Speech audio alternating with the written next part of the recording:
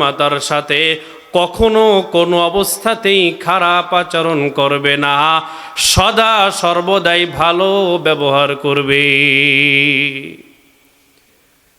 পিতামাতার সাথে খারাপ আচরণ করে এমন সন্তান এলাকায় আছে? আপনাদের এলাকায়ও আছে? পিতামাতাকে পিটাইতে পিটাইতে বাড়ি থেকে বের করে দেয় এমন সন্তান আছে না নাই? পিতামাতাকে নিজ বাড়িতে রাখে না, বৃদ্ধাশ্রমে রাখে এমন সন্তানও আছে না নাই? এদের জন্য লানত, রাসূলের পক্ষ থেকেও লানত, আল্লাহ তাআলার পক্ষ থেকেও লানত। আবার এলাকায় এমন সন্তান পাওয়া যায় যারা পিতামাতাকে কোলে করে রাখে, পিতামাতা অসুস্থ হলে কোলে করে হসপিটালে নিয়ে যায় এমন সন্তানও আছে না নাই? খেদমতে মা দর পে দর কুন ইখতিয়ার, তাকে বাসি দর্দ আলম বখতিয়ার। খেদমতে মা দর পে দর কুন সবহ শাম, তাকে বাসি দর্দ আলম নেক নাম। কোন সন্তান যদি পিতামাতার সাথে ভালো আচরণ করে, আমার আল্লাহ তাআলা ওই সন্তানের দুনিয়া এবং আখিরাত উজ্জ্বল করে দেন। আবার কোন সন্তান যদি পিতামাতার সাথে খারাপ আচরণ করে, আমার আল্লাহ তাআলা ওই সন্তানের দুনিয়া এবং আখিরাত পর্যন্ত বরবাদ করে দেয়। বলেন নাউজুবিল্লাহ। এর সন্তান পিতামাতার সাথে কোনো অবস্থাতেই খারাপ আচরণ করার কোনো সুযোগ নাই। তুমি যত বড় আল্লাহর ওলি হও না কেন, যত বড় আলেম হও, তুমি যদি যুগের শ্রেষ্ঠ আলেম হয়ে যাও, আর পিতামাতার সাথে সদাচরণ না থাকে, বদাচরণ থাকে, আর তোমার মা তোমার বাবা যদি দুই কানা হাত তুলে তোমার বিরুদ্ধে আল্লাহর দরবারে কোন নালিশ জ্ঞাপন করে ফেলাই, তুমি যত বড় আলেম হও না কেন, তোমার এলেম পিতামাতার বদদুয়া ঠেকাইতে পারবে না। তুমি যত বড় আবেদ হও না কেন, তোমার ইবাদত এত বেশি, জামানায় তোমার থেকে বড় আল্লাহর বান্দা এমন নাই যে তোমার থেকে বেশি ইবাদত করে।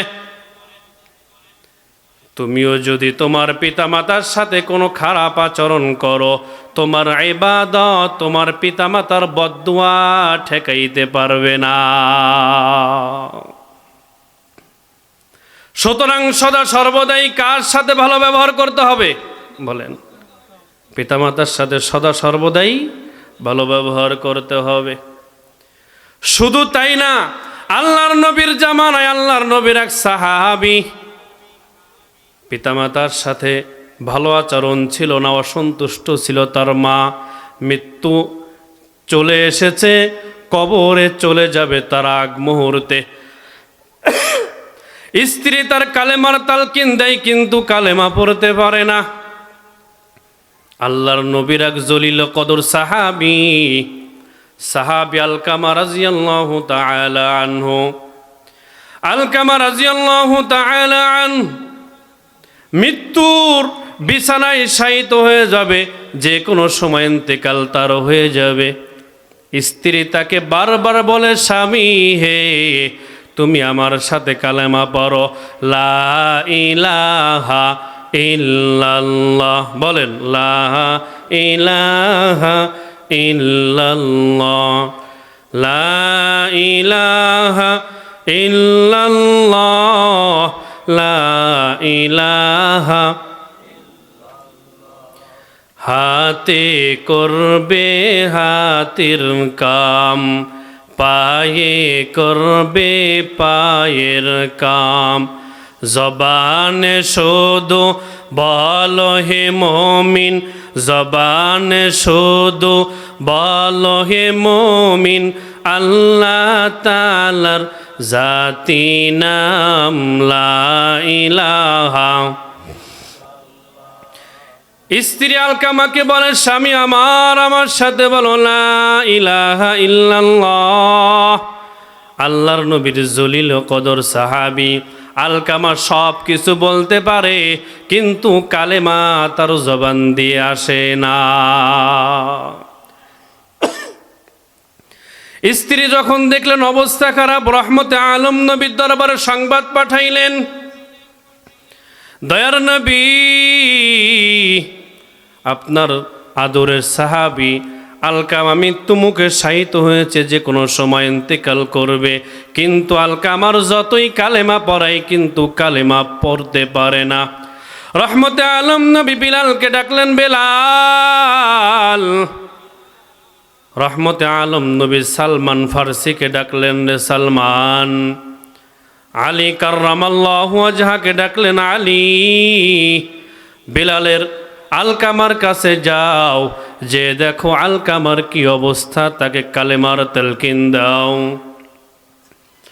বেলাল, সালমান ফার্সি, হযরত আলী চলে গেলেন আলকামার শিওরে, গিয়ে বললেন, আল্লাহর নবীর জলিল কদর সাহাবী আলী হাজির, সালমান ফার্সিও হাজির, বেলালও হাজির। সকলে বলে, আলকামা তুমি আমাদের সাথে বলো, লা ইলাহা ইল্লাল্লাহ। আলকামাকে কালেমা পড়ায় হযরত আলী, আলকামাকে কালেমা পড়ায় সালমান ফার্সি, আলকামাকে কালেমা পড়ায় হযরত বেলাল, কিন্তু আলকামা কালেমা বলতে পারে না।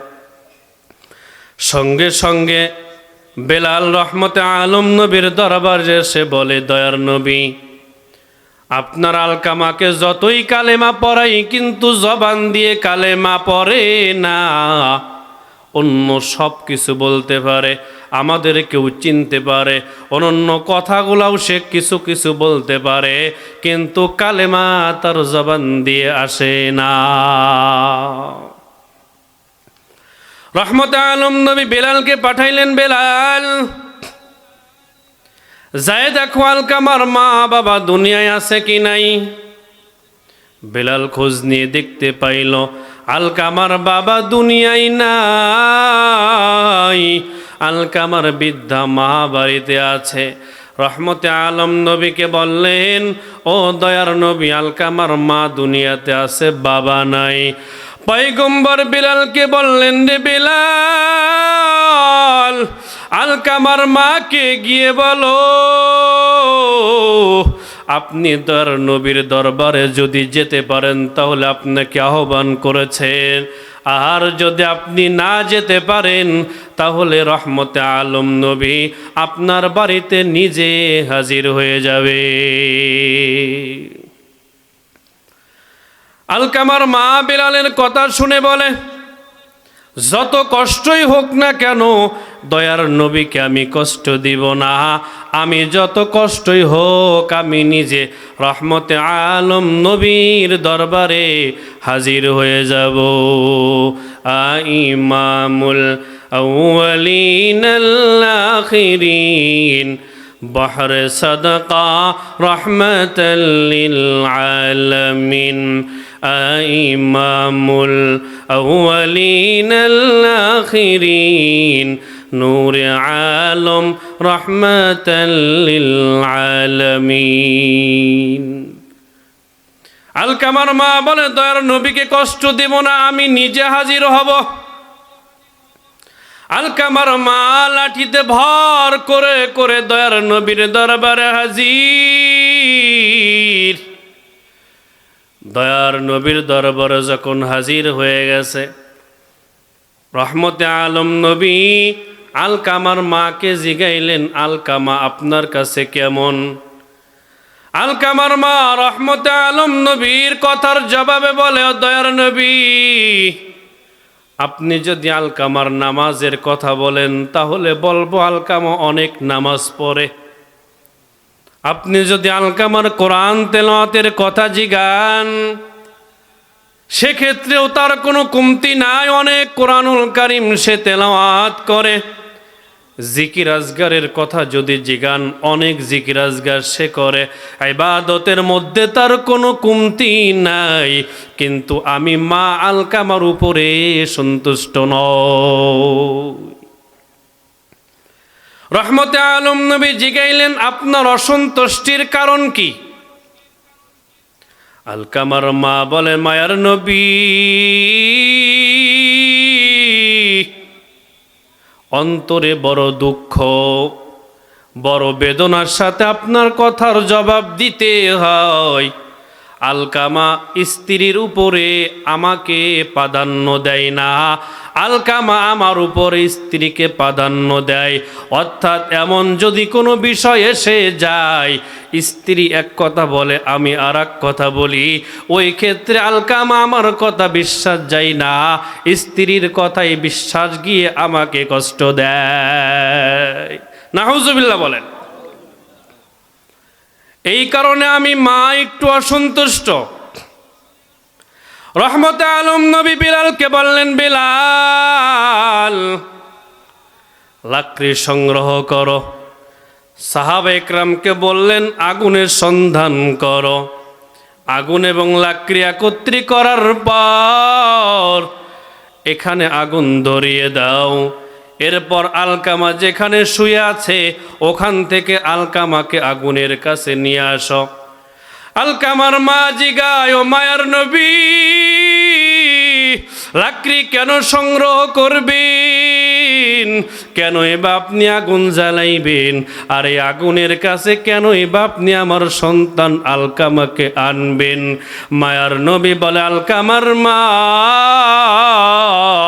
আপনি যদি আলকামাকে মাফ না করেন, এই যে লাকড়ি আনি, এই যে আগুন জ্বালাইয়া দেই, এই আগুনের মধ্যে আলকামাকে যদি ফেলাইয়া দেই, এই আগুন যতটুকু না কার্যকর, যতটুকু শক্তিধর, এর থেকে বহুগুণ শক্তিধর আগুন আলকামার জন্য কবরের মধ্যে অপেক্ষা করছে। আলকামার মা বলে, মায়ের নবী, এই আগুন থেকে আলকামার বাঁচার উপায় কি? রহমতে আলম নবী বললেন, আলকামার মা, আলকামা আগুন থেকে বেঁচে যাবে একটা মাত্র উপায়, সেটা হলো আপনি আলকামার উপর সন্তুষ্ট হয়ে যাবেন। আপনি যদি আলকামার উপর সন্তুষ্ট হয়ে যান, আলকামা জবান দ্বারা কালেমা পড়তে পারবে, আর আলকামা ইমানের সাথে মৃত্যু হবে। ইমানের সাথে মৃত্যু হলে আলকামা আগুনে জ্বলবে না, আলকামা জান্নাতের মেহমান হয়ে যাবে।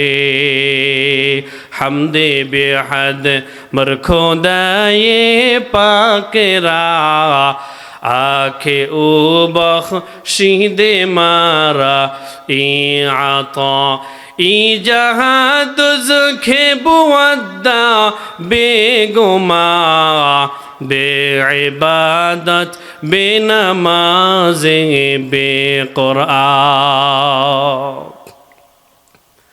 রহমতে আলম নবী যখন আলকামার মাকে বললেন, আলকামার মা, আলকামার বাঁচার একমাত্র উপায় আপনি মায়ের সন্তুষ্টি। আপনি যদি আলকামার উপর সন্তুষ্টি হয়ে যান, আলকামার জবান দ্বারা কালেমা আসবে, আলকামা নাজাত পেয়ে যাবে। রহমতে আলম নবীর কথা শুনে আলকামার মায়ের অন্তরটা মায়া উদ্বেগ উঠে গেছে। আলকামা যে আলকামার মাকে কষ্ট দিয়েছে সে কথা আলকামার মা ভুলে গেছে। মায়েদের অন্তরটা বড় নরম, সন্তান হাজারো কষ্ট দিবে, এরপর যদি একবার ডাক দিয়ে বলে মা, মা কথাটা বলার সঙ্গে সঙ্গে ওই সন্তান সারাটা বছর ভরে কষ্ট দিয়েছে, কিন্তু মা ডাকটা শোনার সঙ্গে সঙ্গে মা তাকে মাফ করে দেয়। এমন অনেক সন্তান এলাকায় পাওয়া যায় যারা বউ নিয়ে সুখে শান্তিতে আছে, অন্য অন্য আত্মীয় স্বজন নিয়ে সুখে শান্তিতে আছে, মা বাবাকে দেখতে পারে না, আছে না নাই? এমন অনেক সন্তান পাওয়া যায় যারা 5 ওয়াক্ত নামাজ পড়ে, হজ করে, রোজা করে, সব কিছু করে, কিন্তু পিতামাতার সাথে সুসম্পর্ক রাখে না। ওরে ভাই, ওরে মির্জাপুরের মুসলমান, মুসলমান, ও বৃদ্ধ বাবাজিরা, ও যুবক ভাই, ও পর্দার অন্তরালের মা, যা কিছুই করো না কেন, যত বড়ই হও না কেন, যত আলেম হও না কেন, যত ইবাদত গুজার হও না কেন, পিতা মাতাকে মাইনাস করে দুনিয়া এবং আখিরাতের কোনো সফলতা সম্ভব নয়। রহমতে আলম নবী যখন বললেন, আপনি যদি আলকামাকে মাফ করে দেন, আলকামা জবান দ্বারা কালেমা পড়বে, আলকামার আগুন বন্ধ হয়ে যাবে, আলকামা ইমানের সাথে দুনিয়া থেকে বিদায় নিবে, আলকামা জান্নাতের মেহমান হয়ে যাবে। আলকামার মা অন্তরটা বিগলিত হয়ে গেছে, আলকামা কষ্ট পাক, এটা আলকামার মা চাই না। সঙ্গে সঙ্গে আলকামার মা মায়ার নবীকে সাক্ষী রেখে বলে, ও মায়ার নবী, আপনাকে সাক্ষ্য রেখে আমি বলছি, উপস্থিত সাহাবা একরামকে সাক্ষ্য রেখে বলছি, আমি আলকামার মা আলকামাকে মাফ করে দিলাম, আমি আলকামার মা আলকামার উপরে সন্তুষ্ট হয়ে গেলাম। আল্লাহু আকবার। রহমতে আলম নবী বেলালকে বললেন, বেলাল, এখন যায় দেখো আলকামা কালেমা পড়তে পারে কিনা। বেলাল যখন দৌড় দিয়েছে, আলকামার বাড়ির কোনায় বিলাল আছে। এখন আর আলকামাকে কালেমা পড়ানো লাগে না। বেলাল ঘরের বাইরে থেকেই শুনতে পায়, আলকামাকে এখন আর কাউকে কালেমা পড়ানো লাগে না। আলকামা নিজে নিজেই জোরে জোরে বলছে, লা ইলাহা ইল্লাল্লাহ, আর জোরে লা ইলাহা।